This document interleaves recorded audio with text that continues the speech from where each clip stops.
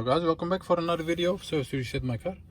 Today I'm going to show you how you can get rid of the tire pressure indicator on a Volkswagen Transporter. It's a 2015 model. This indicator over here. I'm going to show you how you can get rid of that. As you can see, when we start the car,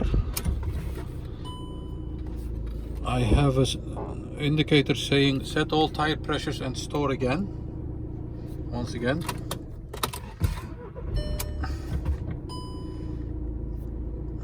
And this indicator over here keeps up popping, and I'm going to show you how you can get rid of that.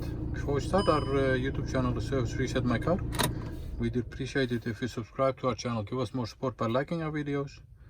Any questions, any comments, use the comment area and I'll get back to you as soon as possible. And as I mentioned before, I'm gonna do it twice so you don't have to watch the whole video again. You can keep watching the same video.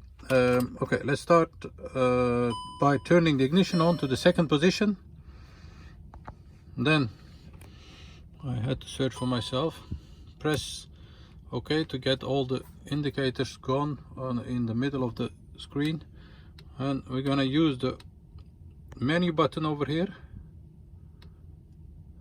and find the drop down menu like this.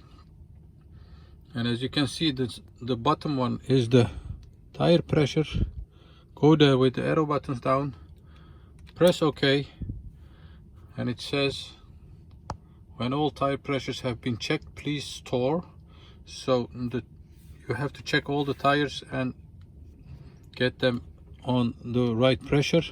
Once you have done that, store by pressing OK and another confirmation. And as you can see, the indicator over here is gone. So once again, turn the ignition on, second position, find the drop down menu like this, go to tire pressure, press OK, store, and another confirmation with OK, and the indicator doesn't appear anymore here, and the indicator over there is also gone. I hope you enjoyed it and this video helped you. Thanks for watching. Hope to see you next time with another video. Stay safe. Bye bye.